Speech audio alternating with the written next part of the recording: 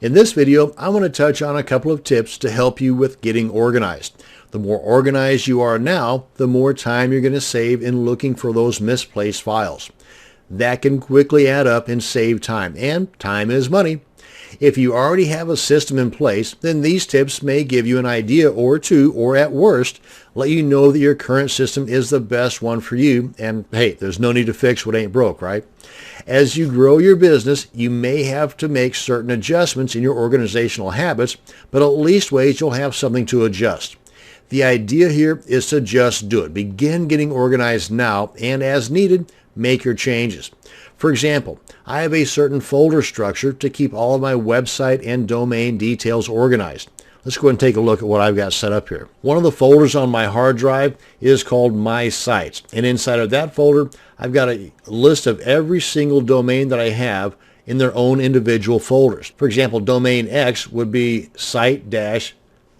Domain Y would be site-Y, and so on. And inside of each one of these folders, at a bare minimum, I have two more folders, and then a text document that contains all the login and additional details about that domain. Now, since most all of my websites are database-driven WordPress sites, my structure might be a little bit different than what you might need. But at least ways this will give you an idea to work with. But I've got two folders here, one named Images and one named Backup. That should be no different than your setup. You should always have a backup, whether your websites are WordPress sites or Joomla sites or just static HTML sites. You should always have at least a most recent backup and at least one prior backup. You may find the need to have more than just one prior backup, but at the bare minimum, have two backups in there, the most recent and the one prior. And in my backup folder here, I've got two more folders, one called Database, one called Files. And since my sites are a majority of WordPress sites, I have the need for a database folder. You may not. So again, that's totally up to you. But you should at the very least have one that says backup. And I've got a folder here for images. Any and all images aren't going to be scattered about in this folder for this domain name. They're all going to be stuck in here. And after a while, I may have those images organized inside of this folder to the point where I might have all of my Photoshop or PSD images in its own folder inside of here. I might have all of my sales page images in its own folder inside of here, and so on. Now, this guy right here, this is kind of the heart of my organized files.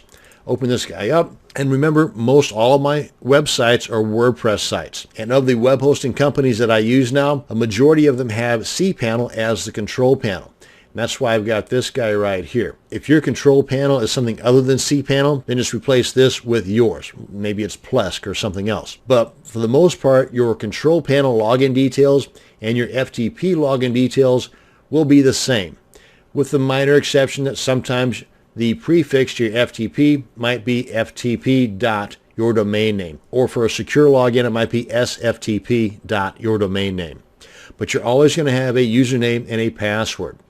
And I've got a section up here that contains notes for my domain. Again, since most of my sites are WordPress sites, these notes here are referencing a configuration file for my WordPress site. Just a little add-on that I want to put in there. And I've got the username and the password for my administrator login details for my blogs, and the database information for my blogs, and my email addresses for that particular domain, as well as a Gmail account that I've got set up for that domain. Now, I've got this set up in addition to my email accounts for that domain because by having a Gmail account, this gives me access to Google Tools for this specific domain. And since Gmail is free, why not? Along with that, I've got a separate YouTube account for just that domain, and anything else that I might need for just that domain, I have those in here as well. Again, use this as a guide to go by. You may have a lot more in your file. You may have a lot less. But again, it's something to begin with. It's something to start off with. Now, you're also going to need a way to keep your online purchases organized. First off, for me, I write down, yes, actual pen and paper, all of my online purchases. So every evening before I head to bed, I can review those must-have purchases that have never been used yet and see if I can or need to work them into my upcoming schedule. Also, I use RoboForm to keep track of all of my passwords for the products that are purchased, for the products that are protected within a membership site, and I have a folder structure on my computer for all my purchases. Let's take a look at that. Let's go ahead and back up here. And like the folder that I have on my hard drive that says My Sites that have all these guys in there, I've got another one named Online Purchases. And you can name yours whatever you want. Again, this is just to be used as a guide to go by. And inside of here, I've got several different folders. In this case, these are niches or topics. I might have a purchase on the Warrior Forum, one of the WSOs or Warrior Special Offers. And I might have a separate folder here just titled WSOs, where I might have all of those located. And inside of there, I might have the name of the purchase preceded by the date so that I can organize it by date purchased, or the name of the person that created the product. Again, totally up to you, however you're most comfortable in keeping your stuff organized. For me, since I'm a product creator, I tend to have things more niche related. So if I purchase something off of the Warrior Forum or from JV Zoo or just off the website in general, and it's niche related to AdWords or CPA or Kindle or LinkedIn, then I will put that purchase information in here. I will create a new folder just for that purchase information, and I will stick it in here, and I'll date it and put whatever other information I need that will allow me to quickly locate it. Because in Windows Explorer, I've got this little search option up here so that any keyword related to that particular purchase I can then use later on in the search function up here in Windows Explorer that will allow me to more quickly locate that particular product or that particular purchase. I should also mention that no matter how organized your files are, if they're not backed up somewhere, then you're taking the chance of losing everything. Now, at the very least, you should save your can't live without files somewhere outside of your computer, like on a thumb drive or an external hard drive. And these hard drives or thumb drives are so cheap nowadays, you're really doing yourself a disservice by not doing this, by not spending a little bit of extra money now so that you're not going to have to spend a whole lot of money and heartache later on if something bad happens to your files. Now, if you can afford it, you can get a couple of hard drives for inside your computer, similar to my setup. As you can see over here on the left panel, I've got the C drive. That's the default drive that came with the computer. And I purchased 2 additional hard drives, one that contains most all of my work and one that is specifically set up for backups. And I try to keep just the program installations on my C drive. That allows it to load faster. And all of my work and purchase downloads go into my H drive, with the exception of those guys that are downloaded to my documents or the download folders here. At which point, if need be, I will then either delete them from this or move them into one of my folders on my H drive so I can keep these guys as clean as possible. A lot of other folks do just the opposite. They'll pack up their C drive with all the same information because they don't have an additional hard drive. Again, it's totally up to you, personal preference.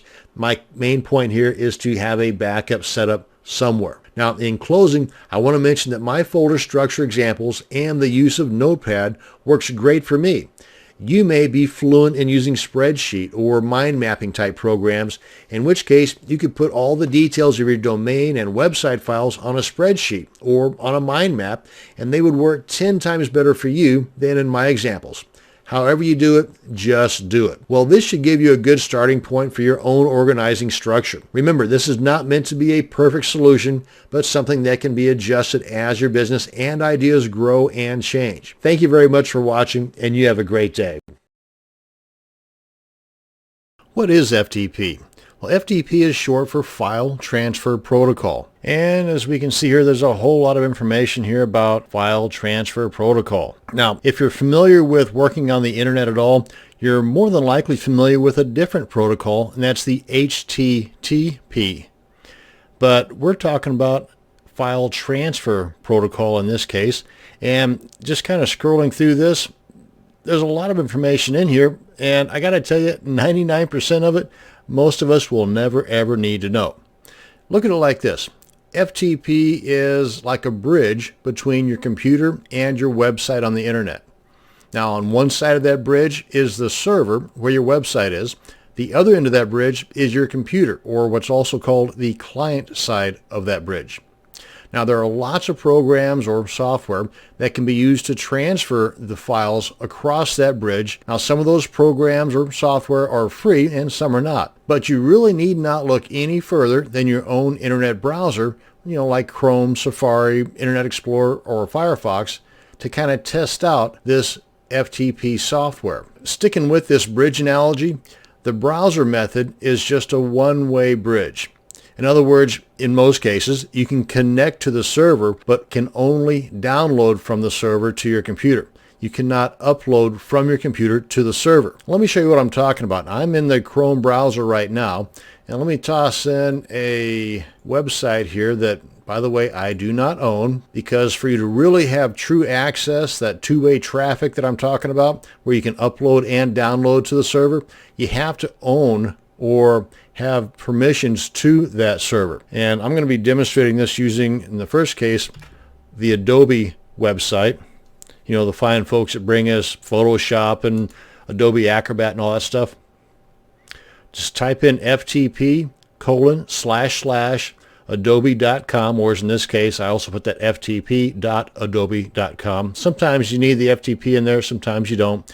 But to use your browser, you have to have the prefix ftp://. And as you can see, I'm in the index of the adobe.com website, and I have access to these files here, but I do not have access to upload to their server. Now, in order for you to own and have that two-way connection, meaning being able to both upload and download from the server, you're going to need a username and password to that server. That username and password is sent to you when you purchase a web hosting package from a company like HostGator, HostMonster, Lunar Pages, or Bluehost, or actually there are a ton of hosting companies to choose from, but hey, that is a video for another day. Another FTP tool is your own computer's Windows Explorer. That is, of course, if you're using a Windows operating system and you have already purchased that web hosting package I mentioned and received your username and password. Just open up your Windows Explorer, and in the address bar, here, let me just show you what I'm talking about. Right up here in the address bar,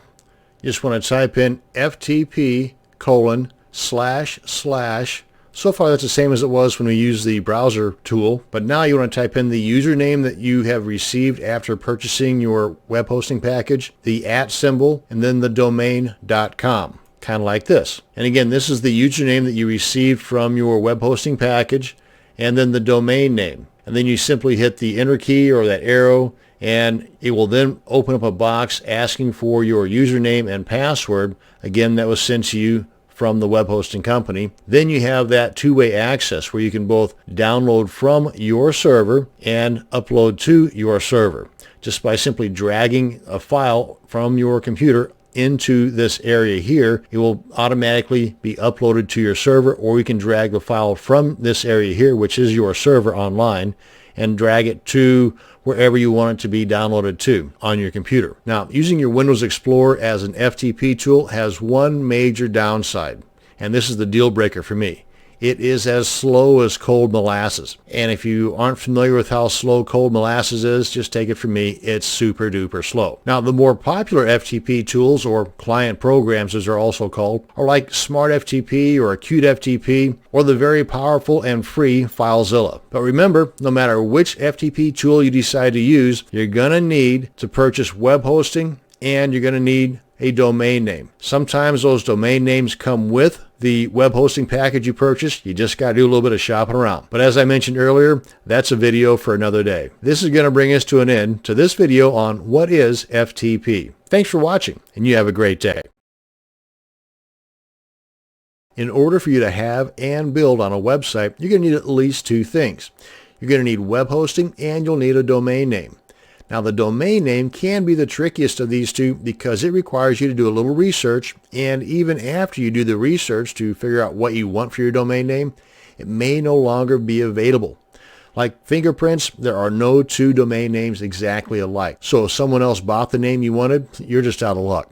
Of course, you could try and purchase the domain name from the current owner, but that really works out in your favor without costing you an arm and a leg. For me, though, I tried for a domain name that was very close to the original one that I wanted.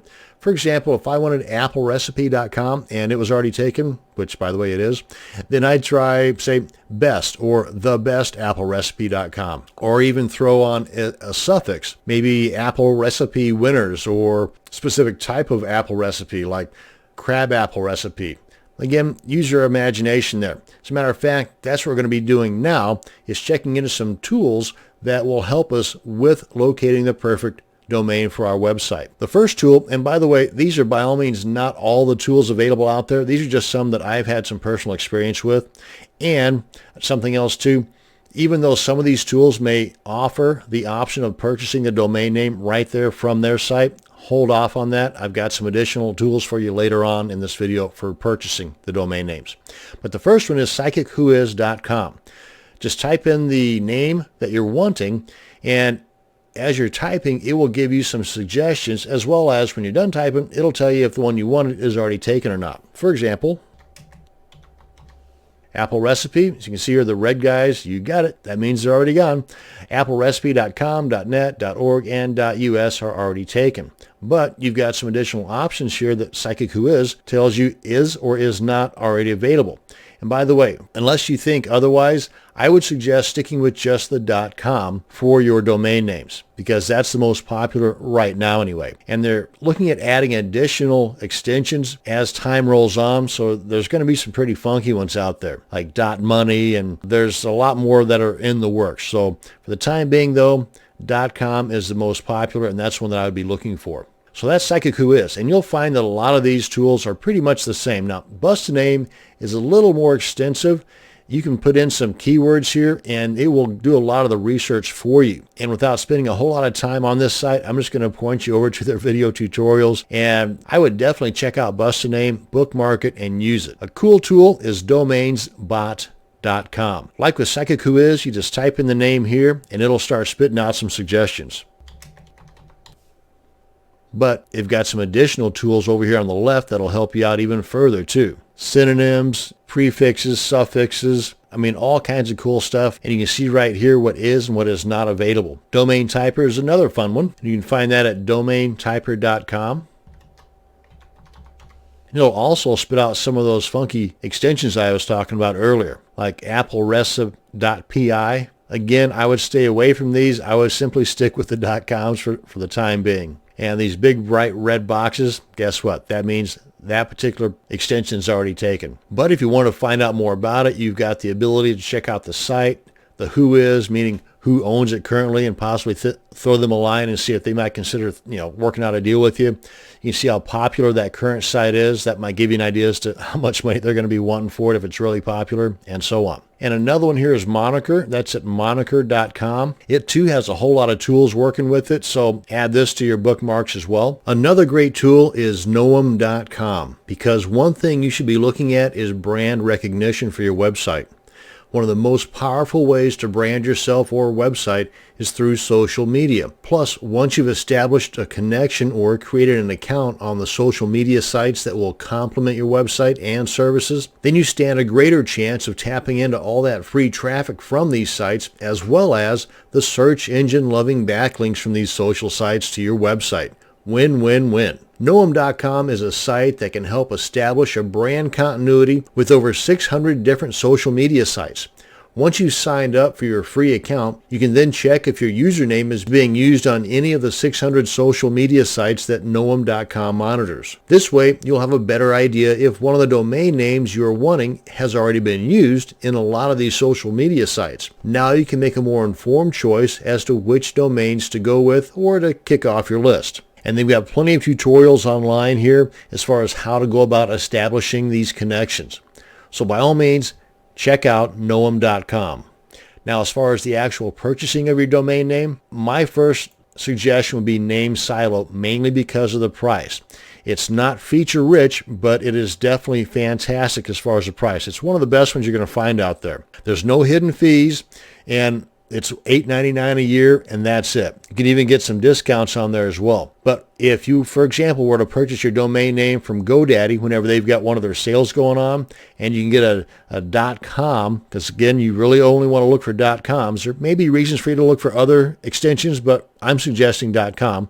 But if you get a .com for, say, 99 cents for the first year, go ahead and purchase it through GoDaddy or whatever, and then after, say, 60 days or so, go ahead and transfer it over to a namesilo.com, and that way you're just getting an additional year added on to the year that GoDaddy gave you for whatever cost this is. And at the time of this recording, it's $8.99. So for $8.99 from NameSilo and the 99 cents you purchased it from, again, using this as an example, GoDaddy, you've now got 2 years paid for on your domain name, and it's now located at NameSilo. Again, it doesn't have a whole lot of features, but if features are what you're looking for and a great price, Namecheap is your company, because Namecheap is great. Their prices just went up recently. It's a little over $10 for a year, but they've also got some additional great services that NameSilo does not. For example, free SSL certificates for the first year. After that, they're really inexpensive too. But even then, you may want to hold off on buying a domain name until you check into web hosting, because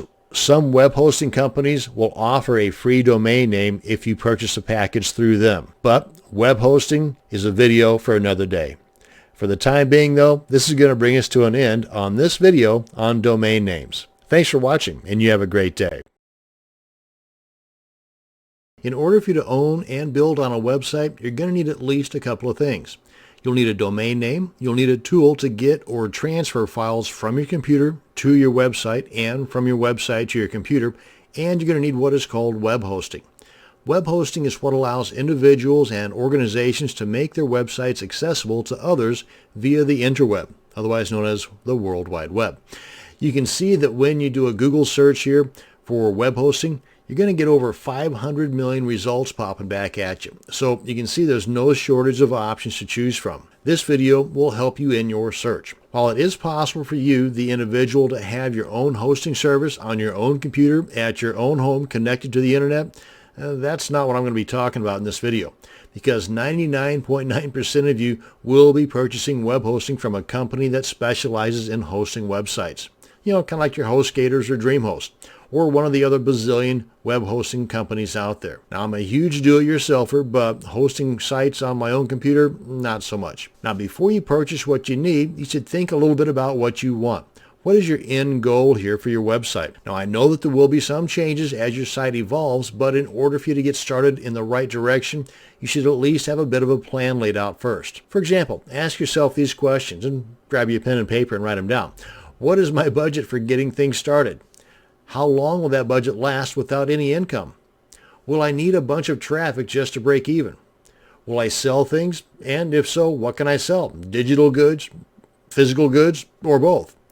Will you be hosting large file downloads? Will you have videos on your site?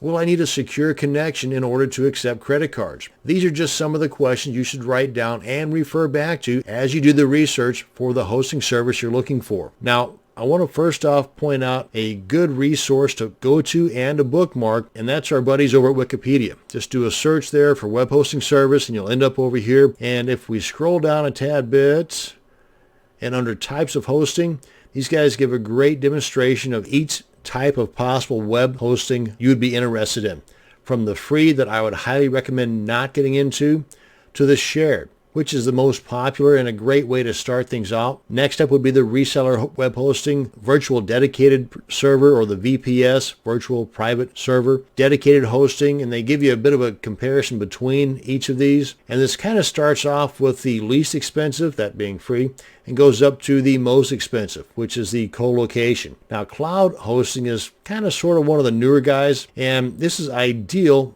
for a lot of reasons, but it has a couple of drawbacks that may be deal breakers for you. So by all means, check into these as possible options. Now, one of the more popular services out there is called HostGator. I use HostGator. Actually, I use 4 different web hosting services, but that's information for a different video. But for the time being, I wanted to point out right here, big bold letters, unlimited. Don't let this be the carrot that brings you into buying their particular service. Nothing against HostGator, because if we check out another popular service, one that I use, they use that word quite a bit too. Unlimited disk space, unlimited bandwidth, unlimited database. Well, the thing is, though, is that unlimited is not so unlimited. Whenever your site reaches a certain amount of resources being used or bandwidth being used, your site is going to get shut down, plain and simple. So don't let this be the only thing that draws you into buying their service. I don't want to say anything bad about HostGator or any of the other hosting services out there, because they all do that. I just want to bring it to your attention that unlimited does not mean unlimited. Now, one thing too you want to know is that even though you've been with a particular service for a long time, whether it's several months or several years, If you come to the point where you've either outgrown that particular service or you had several instances where you're not liking their customer support, don't think that you're chained down to that service just because they're watching your websites. No, you can always transfer to another one. Just as they say here at D9, and this is one of the things that I use them for, to actually transfer my reseller account from HostGator. I've got an individual hatchling plan with them now, but I had a reseller account with them and I had like 25, 26 different sites hosted on that reseller account. I moved them all over to D9 and they did it all for me. So it was like nothing that I had to do except for give them some names and some emails, and bing, bang, boom, they did all the heavy lifting for me. And it was totally free. So just know that you're not chained down to a particular service. If you find that their support or whatever reason you feel you should move, go ahead and move. Now, Rackspace has been around for quite a while, and one of their specialties is that cloud server that I was referring to earlier. The major plus to this is that the traffic spikes that you might encounter and that would get your site shut down on a D9 or a HostGator or a DreamHost or Bluehost, on a cloud server, not so much, because the cloud server uses the resources of many different servers, whereas other servers, the VPSs or the dedicated or the shared, they're using one server. And whether it's dedicated or shared, whenever your website hits that particular spike, boom, you're shut down. These guys, whenever you hit that particular spike, they share those resources out over other servers. So you never really experience a spike. You never get shut down as a result of using excessive resources. The drawback to a cloud type server is that they are being shared over several different servers. So if privacy is a big issue to you in that respect, I mean, they say that everything's secure, but comparing that to a dedicated server, which is on one physical location, and on a cloud server, it's over the course of several different physical locations. If that's the deal breaker for you, well, you should consider that in deciding on if you're going to move everything to the cloud or not. A couple of tools I want to mention here. Uptime Robot at uptimerobot.com. Totally free, and this is a service that will monitor and alert you when your site or sites are down. They'll send you an email or a text message, and if it happens enough times, you might want to consider that as a way of saying bye-bye HostGator or bye-bye DreamHost. Another neat tool is if you come across a site that loads super fast and you visit it regularly and you never see that it's down and you want to see who their hosting service is, this is the site you want to check out, whoishostingthis.com. Just put in their website here and it'll give you all those details. Hopefully this video will answer a lot of those questions that you wrote down earlier in helping you determine which hosting service or which hosting package and service is best for you. That's going to bring us to the end of this video on web hosting. Thank you very much for watching, and you have a great day. There are tons of FTP programs, both free and premium, or otherwise known as paid programs. In the category of free FTP client programs, there's one that stands out and above the crowd. It's called FileZilla. This video is going to cover the downloading and basic installation of FileZilla. Now, technically, FileZilla is a donationware type of software, meaning you can use it for free all you want, but the creators would very much like for you to donate some money to them if you like using the program. Now, not only is this great karma for you, but it also helps provide money for future updates and support. So without further ado, let's head on over to the FileZilla website to get our software. And we're looking for FileZilla-project.org. And you're going to end up at a page like this, and you've got a couple of options here, well, a couple of major options. That's the client or the server. Now, when talking about File Transfer Protocol, or FTP, there are two ends of the transfer process. The server end, where the files are on the internet, and the client end, where the files are on our computer. So most all of us will only need the client portion of the FileZilla software. So we first off want to just check out the client. So we want to click on that. Oh, and by the way, you may want to bookmark this page here. That way you can refer back to this to cover anything that I may not cover or skim over in this video. Well, let's go ahead and head over to the client. As you saw there, it covers all platforms. Now we want to decide on which platform we have, and of course that's something that you'll have to answer for yourself. My operating system is Windows, and if something says recommended, that's the one you probably want to go with, more times than not anyway. Now if you're using a Macintosh operating system, then you've got these options to choose from here. But or Linux, don't want to leave you guys out of the picture, but I'm going to go with this guy here because that's the one that's recommended. Go ahead and click on that and get their advertising stuff out of the way. Now I've got it set up on my system to download all of my downloads to my downloads directory on my computer. You may have yours set up some other way, but that's just how mine is set up. The executable file here has a parentheses and the 1 there because I've already got this particular file in my system right here, along with a lot of other old ones. Yeah, I've been using this for a while. So let's go ahead and skip this because I've already got it downloaded right here, but you get the idea on downloading it anyway. I'm going to go ahead and cancel that out. Let's head on over to my downloads folder. Okay, so here's my downloads. Come on down here to this guy here. And I'm going to right click and I'm going to run as administrator. This guy pops up and you may get a different type of message depending upon, your operating system. I'm using Windows 7. Click on yes. And then I get this guy to pop up. Click on agree. Of course, you want to read all this fancy stuff first, but click on agree.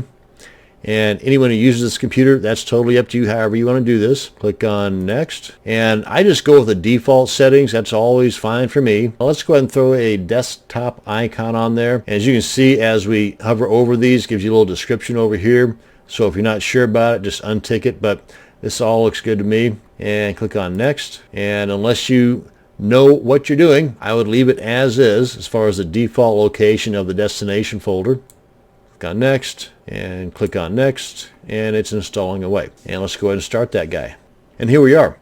That's how simple it is to download and install your FileZilla FTP software. Now in closing, I want to say that when there is an update to FileZilla, this is one of the cool things I like about this, besides the fact you can't beat the price, is that when you open up your client software and there is a new version of FileZilla, you're going to be given the option to update instantly, or you can manually update later. Totally up to you. I just do the instant because it takes less than a minute and I'm back to work with an updated program. Simple Simon. That is the end of this video on downloading and installing the FileZilla FTP software. Thanks for watching. You have a great day. In order for you to have, build on, and maintain a website, you're going to need at least a domain name, a web hosting account, and some means of transferring files back and forth between your computer and your website. Now, once you have purchased your domain name and have a web hosting account, you need to assign your domain to that hosting account. That's what we're going to be doing in this video, connecting your domain to your hosting service. Now, when you purchase your web hosting service, you're sent some important information about your hosting account. Usually it's sent to you through an email. Now, among this information is what is called the name servers. These name servers need to be added to your domain name account in order for the internet to know that the domain is yours, and this also allows the world to see your soon-to-be totally awesome website. Now, while this might sound really techy, it's very simple to do, as you're about to see. Now, you're going to need the email or the info that your hosting company sent you when you first purchased their services, and you'll need to log into your domain account. Now, let me just give you a couple of examples of the emails that I had received from the various hosting services that I've been using. For example, here's one for Lunar Pages. And the one that I got from Lunar Pages was a real long email, and in amongst that information was one that said domain name instructions. It was really long, and at some segment in that long email was this little bit of info here titled domain name instructions. And this is the name servers that need to be added to our domain name registrar, and I'll get to that here in just a second. I just want to point out what to look for. Now, some domain name registrars, none that I've ever used, but some of them will require you to also have an IP address along with the name servers. Lunar Pages supplies that to you right here. Some of the other ones that I'm about to show you, not so much. You just kind of got to dig around for them. Now, this one here is one that I got from Namecheap. Now, Namecheap I also use for domain names, but they've also got a pretty cool and very inexpensive hosting account as well. And this one again was a really long email, so you see I kind of cut out some of the parts here so I can squeeze it into the video here. But in amongst this information was a little segment that said name server information. And as you can see, these guys, kind of like these guys here, starts off with something NS, or as in this case with Namecheap, it starts off with DNS 1 and then DNS 2. Now, most all of them, at least those that I've ever used, only require 2 name servers. Some of them, though, will require more. I've never encountered those just yet, but, I've only been doing this for about 5 years. So I'm sure that they're out there because they do offer spaces for them, as you're about to see. And this one here I got from my most recent hosting account called D9. And they're an awesome group, by the way, but I don't want to get into a sales pitchy thing about this. But anyway, again, a real long email, and one of the segments in here, segment 3, gives me the primary name server and the secondary name server. And they also give you the IP addresses here, just like they had noted on the one from Lunar Pages here. But like with Lunar Pages, this one starts off with NS and then 25, NS 26, and so on. But again, I only need these 2 for the domain registrars that I've used. And last but not least, the one that I've got from HostGator, which again is kind of a long email, but not as long as these other ones were. But in amongst some of this information here, they give me the name servers. As you can see here, it starts off with NS like these other ones did, 253, and then the next one, or the secondary name server, is NS 254. So these are the emails that I received over time. So if your hosting account is with one of these companies, then this gives you a better idea as to what to hunt down in the emails. Now, of course, if you don't have these or have no idea where they're at, no big deal. You just need to contact the hosting company that you're using and have them send them to you. And if you've got a pretty decent support system with that hosting company, you might even try calling them up. That might save you some time. Or just send them an email and call them, however you want to do it, but just get it. And once you get it, make sure that you save it in a place you're going to know where it's at. A little organizational tip there for you. So let's head on over to, let's say, Namecheap, and let me demonstrate where we're going to be changing out our name servers. And once we log in, we're going to come to this page here. Then we come on up here to Domains, go over to My Account, Manage Domains. Let's pick this domain here. And right up here, Domain Name Server Setup. Just click on that. And you'll see here right below that we've got this option where it says transfer DNS back to us. You're only going to see this if you've already changed the DNS from the default that Namecheap adds whenever you first purchase the domain from them to another web hosting service, which I've already done. But let's go ahead and click on this. As you can see, I've already moved this particular domain over to the D9 hosting service.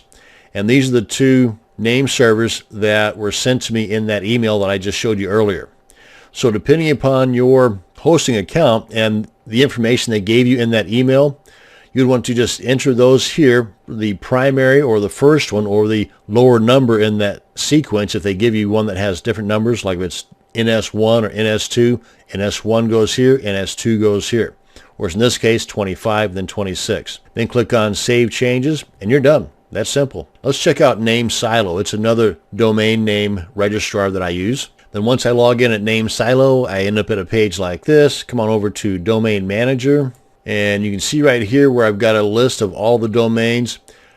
One of the categories right here is the name servers that are assigned to this particular domain already. So let's go ahead and check that box, at which point these guys up here are highlighted. I come on up here and click on Change Name Servers. Again, pretty simple so far. And then right here is where we enter the primary name server and the secondary name server that, again, was sent to you in their email. And with NameSilo, they also give me an option to add an additional layer of security called Domain Defender. So before any changes take part here, I can have things set up to where there's a question that I've established along with the appropriate answer. And then once that's entered properly, then click on Submit right here, and then the changes will take effect.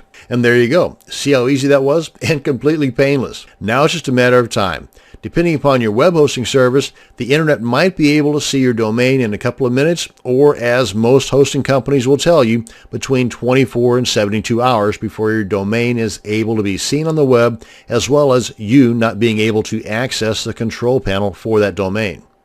So you should always, always, always figure that it will take, at the most 3 days before you can see your website, so that when you can actually see it in under 10 minutes, which with me has been most of the time, you will be much more happier than, the other way around. So plan on it taking 3 days, and it will more than likely only take a few minutes, rather than you planning on it taking a few minutes and it ends up taking 3 days. So that's the end of this video on name servers and connecting your domain to your web hosting account. Thanks for watching, and you have a great day. In order for you to have, build on, and maintain a website, you're going to need at least a domain name, a web hosting account, and some means of transferring files back and forth between your computer and your website. Now, once you have purchased your domain name, purchased your web hosting service, and you've assigned the name service from your hosting service to your domain name, you're going to need to have login access to your server and FTP. When you purchase your web hosting service, you're sent some important information about your hosting account, and among this information is the login details for your FTP and server. Now, your server, what I'm referring to there is the control panel, and that can be one of a couple of different options. I myself am most familiar with and really love cPanel as my control panel. Another one is Plesk, and there's a few other ones out there that are a little less popular but still basically do the same thing, only do it differently. Now, when you connected your hosting service to your domain name, you use some info that your hosting service sent you when you first purchased their services. Now, more than likely in that same email should also be the login details for your FTP and control panel for your server. Now, this is what it might look like. And of course, if you cannot locate it, then simply contact your hosting company and have them send it to you again. Now, this is one that I received from D9. And it was a rather long email, and they had it sectioned off into several different segments. This is number 4. Now, D9 Hosting is a fantastic hosting service, but depending upon your hosting service, it may look a little bit different, and for that matter, they may send you different login type credentials. For example, on the host name for D9, this is the way it looks. It starts off with www, then the actual domain name .com. Sometimes, but not always, it might also begin with FTP, or for a secure login for FTP, it might even be SFTP, S as in Sam, FTP, not the www. Then they also give you the username and password. Now, like it says here, an alternative might also be the IP address in place of the actual domain name here. Let me show you one that I also received from Namecheap. And Namecheap's pretty well known for their domain names, but they also have a hosting account as well. And this, like with D9, is a rather long email, so I just kind of cut chunks of it out that didn't really pertain to this. And this is an example of a different type of login where they give me, instead of the host name here as the actual www. Then the domain name, the host name here is the actual IP address, then the username, then the password. And down here they've also got a similar login method using the IP address as the server address, just like here as the host name. And then the username is actually this username here with the @ symbol and then the domain name, then the password, and then this is for a passive mode. Now, if you wanted an active mode, and with Namecheap, it might require contacting them to have them set that for active. And this video is not about the difference between active and passive mode for FTP. This is just about getting your login information. So I might cover that in an upcoming video. Now, this should go without saying, but hey, I'm going to say it anyway. You should have some type of organization in place to help keep these important login details where you know where they're going to be. Whether it's something fancy like with a mind map or a spreadsheet type programs, or just some simple text document. Having this information organized and in a safe place will save you loads of time, and even more so as you gain more domains. So organize now, save time later. Thanks for watching, and you have a great day. Hi, this video will demonstrate how to connect your FileZilla client software to your hosting account server, basically your website. Now at this point, I'm hoping you already have downloaded and installed your FileZilla client program. Otherwise, this video may seem a bit confusing. So let's open up FileZilla and grab the FTP login details that was sent to us by our web hosting company. We'll bring this into the picture here. Now, depending upon the service that you're using, the web hosting service you're using, will depend upon exactly how the information looks, the login details that they sent you. For example, this is one that I received from Namecheap Hosting, and in one instance, they've got the FTP. This is the server or hosting name that goes in here, and they've got it in the form of an IP address, which will work just fine. And one that I received from my D9 Hosting, totally different, but it still works the same. The host name that, like here, they have just listed as FTP is in the form of a URL. Now, sometimes this does not have a www in front. it has an FTP. Sometimes it also has an SFTP for the secure transmissions, but you still have the username and the password. Now, if you're confused about what your particular login details are from your hosting account, just give them a buzz or just send them an email and ask them. But leastways, now you've got a pretty good idea as to what's required. You're going to need at least 3 things: the host or server name, the username, and the password. Now, 99.99% of the time, the port, you can just leave blank or just put in 21. Now I'll just kind of go over the FileZilla software interface here, and for the most part you're going to find this to be pretty much the same no matter what FTP client software you're using.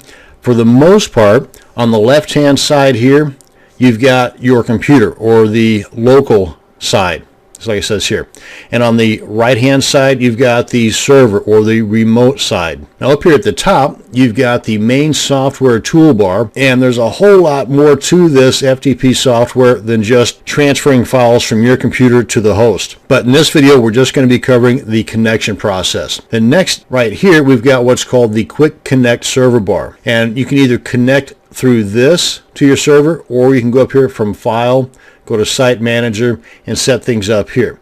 This would be more of a permanent basis, whereas this would be more of a temporary. Now, either way will work just perfectly as far as getting connected to your web hosting server. Now, this area right in here really doesn't do a whole lot for you, but it's called the FTP message log area. And for the techies, there are some details in here that might help you understand more about what's going on. And down here at the very bottom, and you can always scroll these guys up and down to give more room for the area that you're more interested in seeing or gaining access to. But down here you've got the file transfer queue, and you've got some additional tabs down here that will tell you about all the files, the failed transfer files, and the successful transfer files. So that's a quick look at what's going on here. Let's go ahead and get connected. Now again, you can either use the Quick Connect, and if you use the Quick Connect, then the information that you put in here is stored over here if you hit that drop down arrow. Of course, this being a new install, there are none. But if you were to put in the connection for one of your domains and successfully connect, then you can hit this drop down arrow and it'll be listed in here. You would then just select that, click on Quick Connect, and like the name implies, boom, you're quickly connected. Likewise, if you have multiple entries in here, maybe you've got several different domain names and you use the Quick Connect for connection to all of those servers, then you'll see an ongoing list here of all those servers you've connected to. Again, just select the one you want to connect to, click on Quick Connect, bing, bang, boom, you're there. Another way, and again, what I consider more of a permanent way, is come on up here to File, go to Site Manager, come on down here and click on New Site, give it a name. Again, try to keep things as organized as possible. And as soon as you click on New Site, you're going to see all these other options become available. Now, a lot of this is pretty self-explanatory, but again, right now I'm just covering the basics. And I just want to enter in the host name, and I'm going to leave the port alone because for the most part, it'll work just fine if it's blank. But again, 21 is what goes in there. And I'm going to put in the host name here, copy and paste. And for the protocol, in this case, we're going to just leave it at FTP. And for the encryption, we're just going to leave that alone. And for the login type, we're going to go to normal. And for the user and the password, those are the other 2 items of the 3 that we need to successfully log in that we receive from our hosting account. And let's go ahead and put in here. And the password thusly. And click on Connect. And of course, you've got a spot here for any comments. If, say for example, if this particular FTP account was set up for someone doing some work like an outsourcer or something, then you might want to put in a comment here, delete at this date or something like that. You can see up here that whatever this stuff means, that it happened and that we are successfully connected. And that's it. That is how you can connect your FTP client software, in this case FileZilla, to your server, and a little bit of a breakdown of the different parts of the FileZilla user interface. Thank you very much for watching, and you have a great day. In this video, we're going to use FileZilla to make a secure connection to our host server. Now, the obvious reason to use a secure connection in transferring files to and from your computer and server is to help prevent the bad people from accessing your files. Now, as soon as you see just how easy it is to connect securely and your hosting service is set up for secure transfers, then I frankly don't see any reason why you would want to transfer your files any other way. Okay, let's go ahead and open up FileZilla and grab the login details that was sent to us from our hosting company. Now, you can do this one of two ways, either hooking up through the Quick Connect bar or through Site Manager. In Site Manager, you can access that, by the way, by clicking on the File option in the menu, and then clicking on Site Manager. And here, you would just want to click on New Site and set this one up for secure, or name it whatever you want.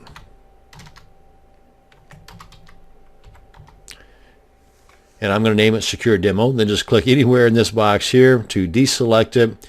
And then over here in the host section, and this holds true if you're going to be using the Quick Connect bar here, but in the host section, if you are given, say, FTP dot or www dot in the host name, for example, this was given to me by my hosting company.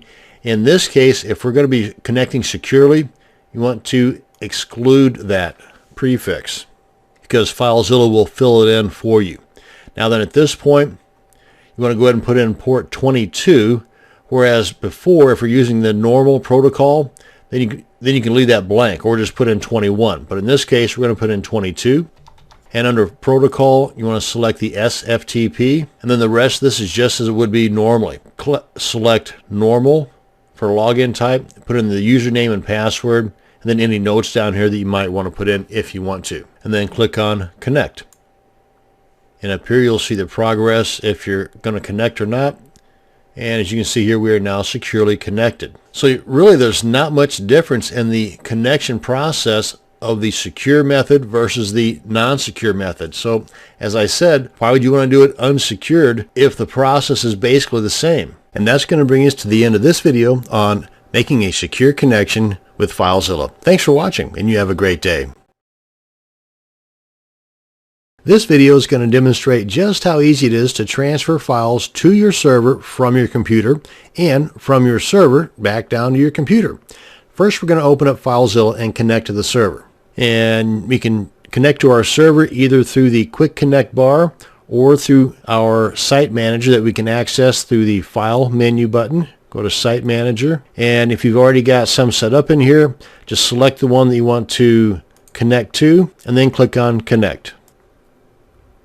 Now, when you've successfully connected, and you'll know that because you'll see stuff over here and it'll say so right here, you're going to see your computer, that's the local site on the left-hand side, and your server or the remote site on the right-hand side. Now, on your server, you are by default opening to the root of your server, not the root of your website. That is, of course, if you have a website yet. And you can tell that you're in the root because you got this / right there. Now, most web hosting companies tell you which directory you should upload your site files to, and you get that information in that initial email that includes your login stuff whenever you first purchase that web hosting service. Now, in this case, it's the public_HTML directory. And if we scroll down just a bit here, you can see it's right here. You can also see this if we hit the plus button there to expand these. And these question marks, by the way, tell you that these directories have not been opened up yet in this particular session. And there we are. And just click on that, and it opens up all the files that we have in our public_HTML.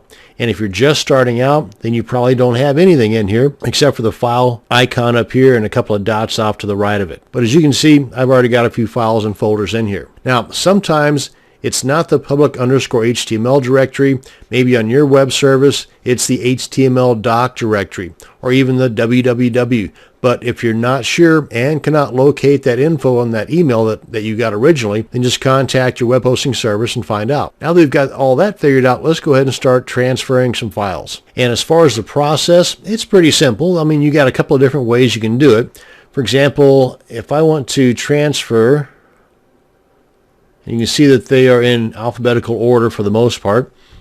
But if I want to transfer this FileZilla.xml file over to the server here, and that'll be in the public_HTML directory, then I can just right click on it. And in this drop down list here, I just left click on the upload. And you can see the process as it takes place. And here it is right here. Let me go ahead and delete that. right click, left click on delete. Are you sure? Yes. Another way you can upload this or transfer this file, you just left click, hold, and drag this on over here, and then let go. Same thing, easy as pie. And you can do the same thing not just with individual files, but with an entire folder, or even with multiple folders or files. For example, if I select this one, hold the shift key down on my keyboard, and then select this guy here, it's going to transfer this single file as well as these 3 directories and all the files contained in there. Now, if there are duplicate files or directories already on the server, then I'm going to get a pop-up box here asking if I want to overwrite those particular files or give me other instructions as to what I want to do with that particular conflict. And in addition to transferring from your computer to your server, you can do the exact same thing from your server to your computer. Just make sure that you are in the proper directory on your computer as to where you want the file to go. For example, if I want to make room and just get rid of this guy here, just delete it. And just as I did from the computer to the server, I just select the file I want to download from the server to the computer, right click, left click on download, or left click, hold, and drag it on over. And there it is. And to demonstrate that error message I was talking about, if we just left click, hold, and drag it on over, this is the box that pops up and gives us actions that it wants us to do, whether we want to resume, rename, skip it, overwrite it if it's different. And we can also check this box here if we want it to always do this particular action that we're going to describe here. And you can see the other information here as well, depicting both the file on the server and the file that it's going to be interacting with on the computer or the local site. We'll go ahead and cancel that out. Now, in addition to transferring files from the left pane or the local site here, you can also do it from your Windows Explorer. Let me demonstrate.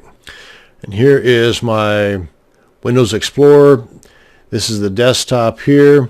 And if I want to just drag this folder into the server, same exact thing. And by the way, when I say folder, directory, I use those terms interchangeably, so for me, they both mean the same thing. I just find it difficult to say one and not the other. And let me see, that was site name 1, or 2, there we are, right there. Open that up, and you can see, and by the way, I just double-clicked on that to open it up. But you can see it transferred not just that directory, but all the contents as well. And you can also right-click and left-click on Enter Directory, and it'll open it up. But I find it just as easy just to double-click on the directory to open it up. And that is how you can transfer files both to your server from your computer and to your computer from your server. Thanks for watching, and you have a great day. This video will show you how to edit live files while they are still on your server. So if your favorite editor is Notepad or Notepad++ or Edit Plus 3 or even Dreamweaver or Composer, this video will walk you through the process. So let's go ahead and open up FileZilla and get started. Now, first off, we want to head on over to our settings menu. We do that by coming up over to the Edit option in our menu bar. Go to Settings. I'm already logged in too, by the way. We want to head on down to the File Editing and then click on File Type Association. That's this guy right here at the very bottom. And if it's collapsed, then you just want to expand it and then click on File Type Associations. And as you can see here, I've already associated this one with my Notepad, but I'm going to change that to Edit Plus 3. And as you can see, as it explains down here, what you want to do is you want to put out the extension of the file type you're going to want to edit with this particular program. In this example, for my PHP files, I currently have it set up to be editing the PHP files with Notepad. I want that to be with the Edit Plus 3. And maybe I want HTML files to be edited with Dreamweaver. You can do the same process that I'm showing you here to accomplish that with the HTML extension. Or with, say, an image like a PNG or a JPG. Maybe you want those to be edited with something else. So what we want to do first is find the path to that particular program. And again, in this case, I'm looking for the path for my Edit Plus 3. And to find the path to that program, you go over to your Start button in the lower left corner of your monitor, and you click on that, and in the search box, and of course this varies depending upon the operating system you're working with, but the search box on my Windows 7 is just above the start bar at the very bottom of the box. And in there where it says search programs and files, type in the name of the program you're looking for. In my example, it's Edit Plus 3. Then when you see the program showing up in the list, you right click on it and then click on properties. Then you want to make sure you're in the shortcut area of the properties and you're looking for the target.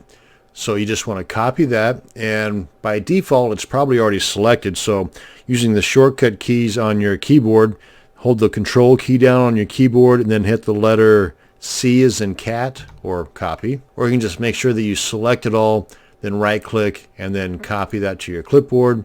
Then you come on over here, and where you've got the file extension, right after that you want to paste in the path that you just copied, like so. Then click on OK. Now let's find us a PHP file and open it in our Edit Plus 3 program. And if I can find,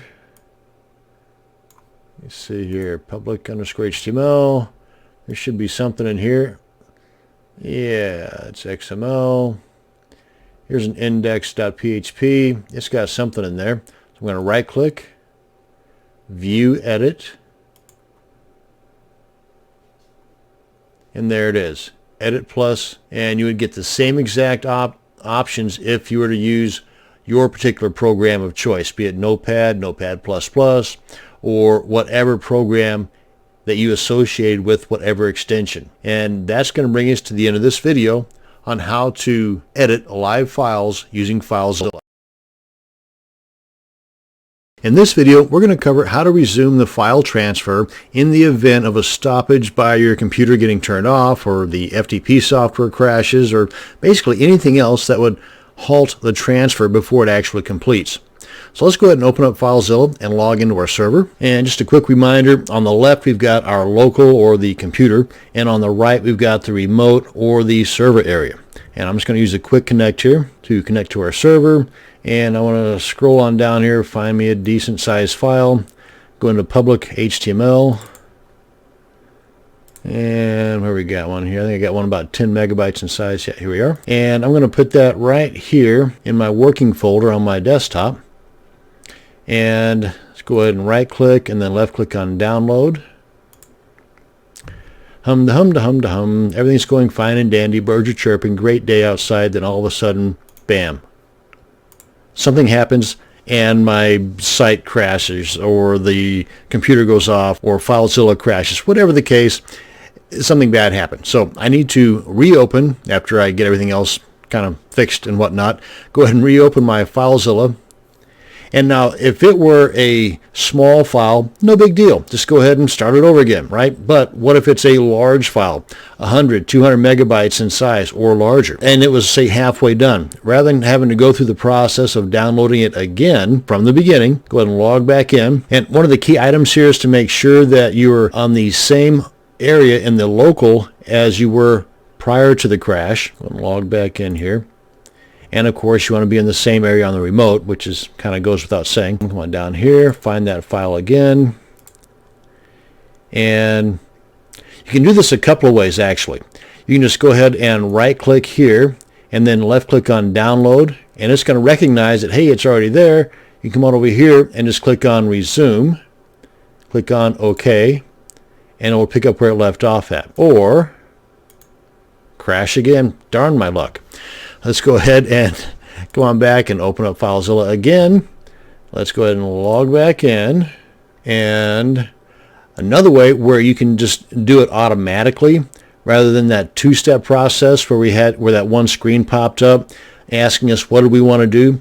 Well, we can kind of eliminate that one step by coming up here to Edit, go into Settings, come on down to Transfers.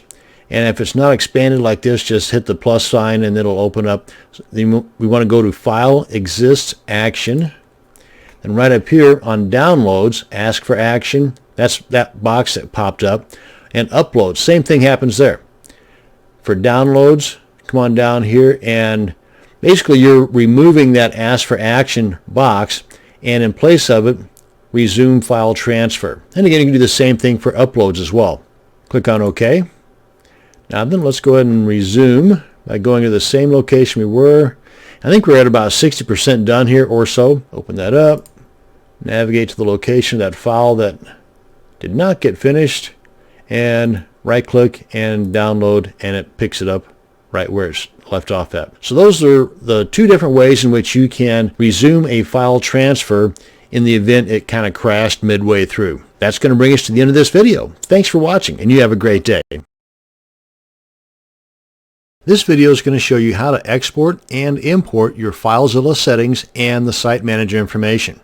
Now let's put on our pretend hat just for a second, and let's pretend that we've got a whole bunch of custom settings in our FileZilla, and we've got a bazillion different domains set up in our My Sites section of the site manager, and we just purchased a new laptop or a new computer, and we don't want to go through all the headaches of setting up all these things manually in the new computer. Well, fret not, because you don't have to. Let's go ahead and delete these guys. Oh, wait, we got to export first before we put on our pretend hat. Okay, so close that out, and what we want to do is come up here to File, go to Export, choose the items that you want to export. Now there's nothing in the queue down here, so we don't have to check that. We want to export settings, in case you've got any custom settings in here, server, transfer, bookmarks, whatnot. And we want to export all the goodies from our site manager. Click on OK. And it asks us where do we want to download our little XML file to, and it gives it a little FileZilla name. You can name it whatever you want, but as long as you leave it as an XML file. Click on Save. Boom, done, good. And now then, we want to come on in here to our site manager. Delete that guy. Yep. Delete this guy. Yep. And now then, we want to pretend that we are on a brand new computer, and we've downloaded and installed our brand new FileZilla software. Let me go ahead and disconnect here from the server. Oh, okay, we're good. Actually, let's just restart FileZilla from scratch. There we go. Now then, just check out our site manager. Come on up here, and we can see there's nothing in there. And click on Cancel. Now then, we come on up here to File again, and where we exported it, now we just want to import it. And we want to navigate to the location where we've got our little FileZilla.xml file stashed away. And select that, click on Open. And it asks us what do we want to do here. And that's been done. It says we have to restart FileZilla, but really we don't. Anyway, just click on OK. And the selected categories have been imported. Cool.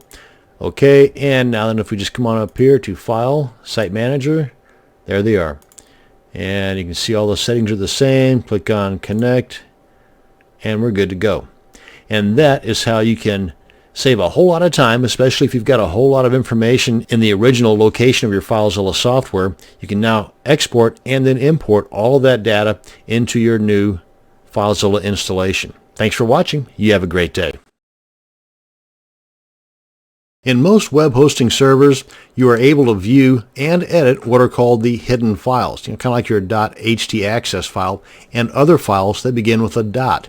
See, these are very important files, and by default, they're hidden from not just you, the site owner, but more importantly, they're hidden from all the web browsers and those people that would want to do harm to your websites, the hackers. But FileZilla has a feature that in most cases can force the hidden file to be shown. Here, let's go ahead and open up FileZilla and log into the server so I can show you what I mean. And let's use the Quick Connect. Now mine is already set up to show the hidden files, and that's these guys here. They all begin with a dot. And more importantly, the .htaccess file. And you may see other ones in your website's root directory, but for the most part, this is the guy here that you would want to be doing some editing to, and of course you'd want to be able to see it to do that. Now if you log in to your root directory and you cannot see any of these guys, then assuming that they do exist, you can come on up here to Server and just make sure that guy is checked. Force showing hidden files. And that's in the version 3X of FileZilla. If you've got an older version of FileZilla, which you shouldn't, but if you do happen to have a version in the 2s, then that same option is going to be located over here under View, where you would have these check boxes here, and one of them would say Force Show Hidden Files, like this guy here. Now, if you untick that, that doesn't mean they're going to go away, because my server happens to allow them to be shown. But if yours doesn't, a lot of times this little trick will force them in. You might get this box to pop up, and it tells you basically what I just said. Click on OK. And if they weren't there before and they are there now, cool. If they aren't there now, then you may want to just go ahead and contact your web hosting service and ask them how can you get those hidden files, especially your .htaccess file, to be shown so you can not only view it but also edit it. That's going to bring us to the end of this video on having FileZilla force those hidden files to be shown. Thanks for watching. You have a great day.